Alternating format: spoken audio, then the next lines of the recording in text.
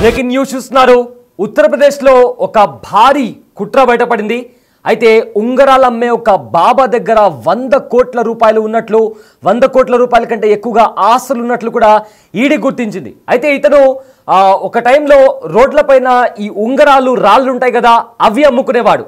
అయితే అలాంటి వ్యక్తి దగ్గర ఏకంగా 100 కోట్ల రూపాయల విలువ చేసే ఆస్తులు ఉన్నాయని తెలుసుకోగానే ఈడీ షాక్కి గురైంది.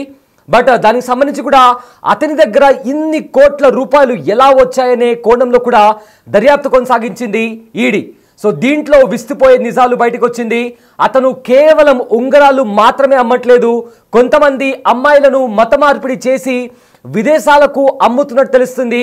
అయితే వాళ్ళ కాస్ట్ని బట్టి, వాళ్ళ రిలీజన్ని బట్టి రేట్ ఫిక్స్ చేసి వాళ్ళను మతం మార్చిన తర్వాత ఇతర దేశాలకు అమ్ముతున్నట్లు కూడా కొన్ని సంచలనమైన నిజాలు బయటకు వచ్చాయి.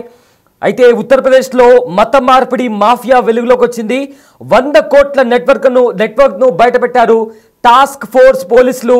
చంగూర్ బాబా ఆశ్రమంలో అక్రమ మత మార్పిడిల నెట్వర్క్ బయటపడింది. అయితే బిగ్ టీవీ స్క్రీన్ పైన మీరు చూస్తున్న వ్యక్తి పేరు చంగూర్ బాబా.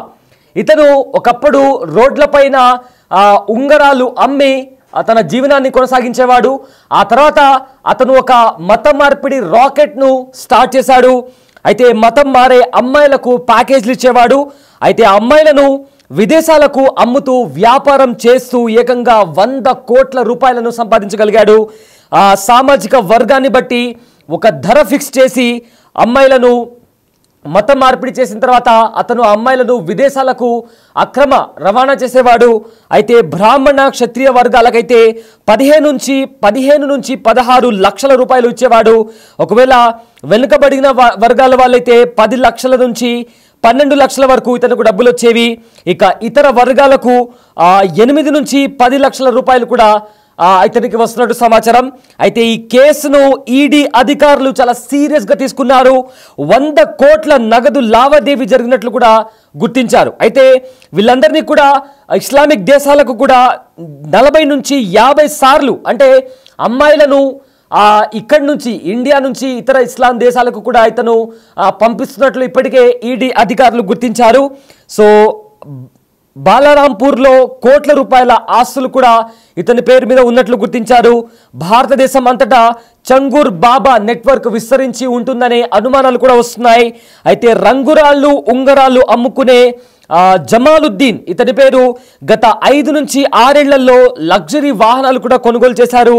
యూపీలోని మాధుపూర్ గ్రామంలో పెద్ద సామ్రాజ్యం ఏర్పాటు చేశాడు ఈ చంగూర్ బాబా. అయితే మహిళల డిగ్రీ కాలేజ్ ప్రారంభించాలనే ప్లాన్ కూడా చేస్తున్నట్టు తెలుస్తుంది. అందుకు కొత్త భవనాన్ని నిర్మించేందుకు కూడా ఈ చంగూర్ బాబా సిద్ధమయ్యాడు. చంగూర్ బాబా నెట్వర్క్కు చెందిన 14 మంది కోసం కూడా పోలీసులు గాలింపు చర్యలు చేపడుతున్నారు. ప్రత్యేక బృందాలుగా ఏర్పడ్డారు. ఏటీఎస్ ఇంకా ఎస్టీఎఫ్ బృందాలుగా ఏర్పడి అధికారులు ఈ చంగూర్ బాబాకి సంబంధించిన వ్యక్తులను పట్టుకోవడానికి కూడా ప్రయత్నిస్తున్నట్టు తెలుస్తోంది. ఇక ఆజంఘడ్, అదేవిధంగా ఇంకా కొన్ని జిల్లాల్లో, యూపీలో ఉన్న పలు జిల్లాల్లో కూడా ఇతని స్థావరాలు ఉన్నట్లుగా గుర్తించారు. అయితే ఈ కేసులో 2 అరెస్ట్ చేసి ఫర్దర్గా కూడా ఇన్వెస్టిగేషన్ కొనసాగుతుంది. గల్ఫ్ దేశాల లావాదేవీలపై కూడా ఈడీ అధికారులు స్పెషల్ ఫోకస్ పెట్టారు. అయితే నిధుల ట్రాన్స్ఫర్ చేసిన వారి కోసం కూడా, వారి ఆచూకీ కోసం కూడా ఇన్వెస్టిగేషన్ స్టార్ట్ చేశారు. అయితే ఉత్తరప్రదేశ్లో మత మార్పిడి మాఫియా బయటపడింది. చంగూర్ బాబా అనే ఒక వ్యక్తి, రోడ్లపైన ఉంగరాళ్ళు రంగురాళ్ళు అమ్ముకునే ఒక వ్యక్తి, అతని దగ్గర ఏకంగా 100 కోట్ల విలువ చేసే ఆస్తులు బయటకు వచ్చినట్లు కూడా ఈడీ అధికారులు విస్తుపోయే నిజాలను బయటపెట్టారు. అయితే ఎవరి చంగూర్ బాబా? కేవలం రాళ్ళు, రత్నాలు, రంగురాళ్ళు అమ్ముకునే అతని దగ్గర 100 కోట్ల రూపాయలు ఎలా వచ్చాయి అనే కోణంలో కూడా దర్యాప్తు చేశారు. దీంతో కొన్ని దారుణమైన నిజాలు బయటకు వచ్చాయి. ఈ చంగూర్ బాబా అనే వ్యక్తి మహిళలను ట్రాప్ చేసి వాళ్ళను ఇతర దేశాలకి కూడా అమ్మేవాడు.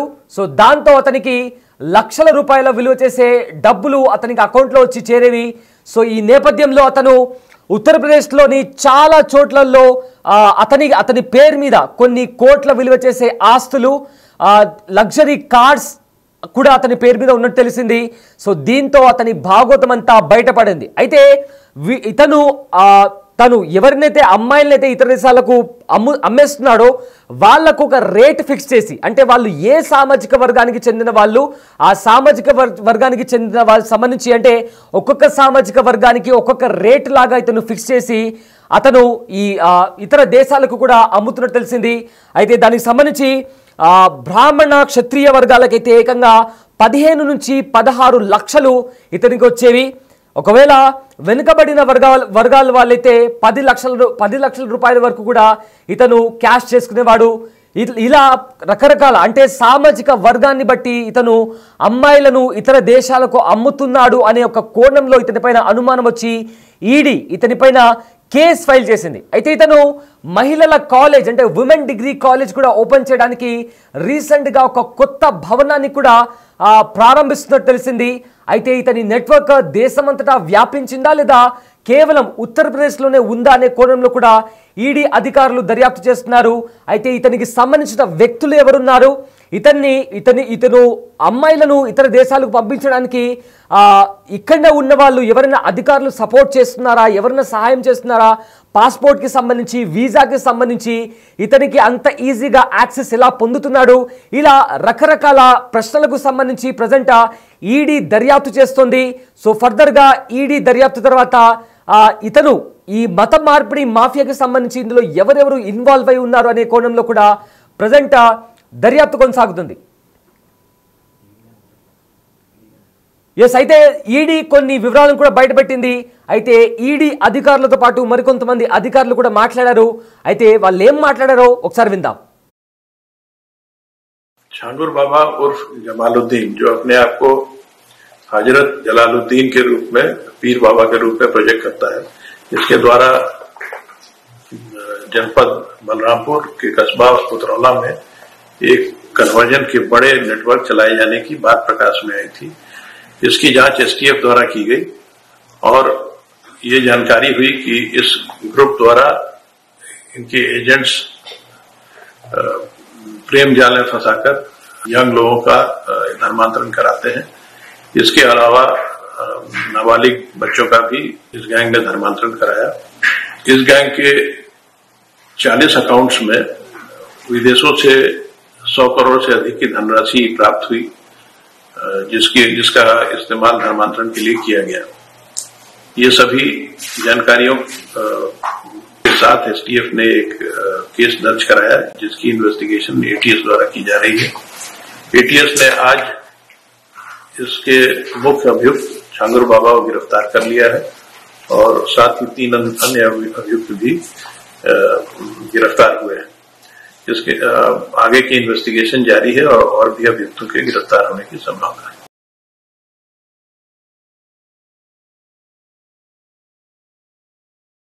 అధికారులు కొన్ని విస్తుపోయే నిజాలను బయటపెట్టారు. ఈ చంగూర్ బాబా ఎవరైతే ఉన్నారో అతడు ఏకంగా ఒక టైంలో ఒకానొక టైంలో ఉంగరాలు రంగురాళ్ళు అమ్మి తన జీవనాన్ని కొనసాగించేవాడు.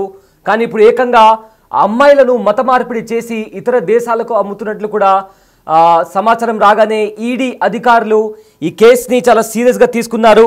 So present Jamaluddin alias Changur బాబాను యూపీ ఎస్టీఎఫ్ అదేవిధంగా ఏటీఎస్ పోలీసులు కూడా అరెస్ట్ చేశారు. అయితే ఇల్లీగల్ కన్వర్షన్ అదేవిధంగా ఫండింగ్ కేసు కింద ఇతనిపైన కేసు బుక్ చేయడం జరిగింది. మనీ లాండరింగ్ కేసు పైన కూడా మనీ లాండరింగ్ సంబంధించి కూడా ఇతనిపైన కేసు ఫైల్ అయింది. అయితే సామాజిక వర్గానికి సంబంధించి అంటే వాళ్ళు వచ్చిన అమ్మాయి ఏ సామాజిక వర్గానికి చెందిన అమ్మాయి అని దాన్ని కేటగరైజ్ చేసి ఫలానా సామాజిక వర్గానికి చెందిన అమ్మాయికి అయితే ఇంత రేట్, ఇంకో సామాజిక వర్గానికి సంబంధించిన అమ్మాయి అయితే ఇంకో రేట్, అంటే కాస్ట్ని బట్టి అప్పర్ కాస్ట్ అయితే ఎక్కువ రేట్, ఇక వెనుకబడిన సామాజిక వర్గం వాళ్ళైతే తక్కువ రేట్ అన్నట్లుగా ఇతను అమ్మాయిలను మత మార్పిడి చేసి ఇల్లీగల్ దందా కన్వర్షన్ ఇతని ఏదైతే మత మార్పిడి మాఫియా నడుపుతున్నట్లు కూడా సమాచారం. సో ప్రజెంట్ అయితే ఈడీ అధికారులు ఇతని నెట్వర్క్ దేశమంతటా ఎక్కడెక్కడ ఉంది అనే దానికి సంబంధించి కూడా ఇన్వెస్టిగేషన్ చేస్తున్నారు. ఇతనికి సంబంధించిన 14 మంది ఇతని అనుచరులను కూడా వాళ్ళు ప్రజెంట్ పరారిలో ఉన్నారు, వాళ్ళని పట్టుకునే ప్రయత్నం చేస్తున్నారు. ఇప్పటికే 2 కస్టడీలోకి తీసుకున్నారు. అయితే ఈ చంగూర్ బాబా వ్యవహారం ఎప్పటి నుంచి నడుపుతున్నాడు, ఎంతమంది మహిళలను దేశం దాటించాడు అనే కోణంలో కూడా ఇప్పుడు ప్రజెంట్ దర్యాప్తు చేపడుతున్నారు. అయితే చంగూర్ బాబా అనే వ్యక్తి రీసెంట్గా యూపీలో విమెన్ కాలేజ్, మహిళల కాలేజ్ని కూడా ఓపెన్ చేయడానికి ప్రయత్నిస్తున్నట్టు తెలిసింది. అయితే దానికి సంబంధించి కూడా ఒక కొత్త బిల్డింగ్ని కూడా అతను కట్టే ప్రయత్నం చేస్తున్నాడు. అయితే ఎట్టకేలకు ఈ చంగూర్ బాబా ఏవైతే దారుణాలకు పాల్పడుతున్నాడో అతని పైన ఈడీ దృష్టి సారించింది. సో అతని ఇల్లీగల్ దందా ఏదైతే అతని మత మార్పిడి మాఫియా ఉందో దాన్ని బయటపెట్టి ఇతడి క్రైమ్ సామ్రాజ్యం ఏదైతే ఉందో ఎంతవరకు వ్యాపించింది, ఇతడికి సంబంధించిన వ్యక్తులు ఎక్కడెక్కడ ఉన్నారు అనే కోణంలో కూడా ఈడీ దర్యాప్తు చేస్తోంది. సో ఫర్దర్గా దీనికి సంబంధించి ఎవరినైతే ఏ అమ్మాయిలను ఇతను దేశం దాటించాడు, వాళ్ళు ప్రజెంట్ ఎక్కడున్నారు, వాళ్ళు బాగున్నారా లేదా అనే కోణంలో కూడా కంప్లీట్గా కూడా ఈడీ అధికారులు ఫోకస్ చేస్తున్నారు. సో రాబోయే రోజుల్లో మరిన్ని వివరాలు తెలిసే అవకాశం ఉంది.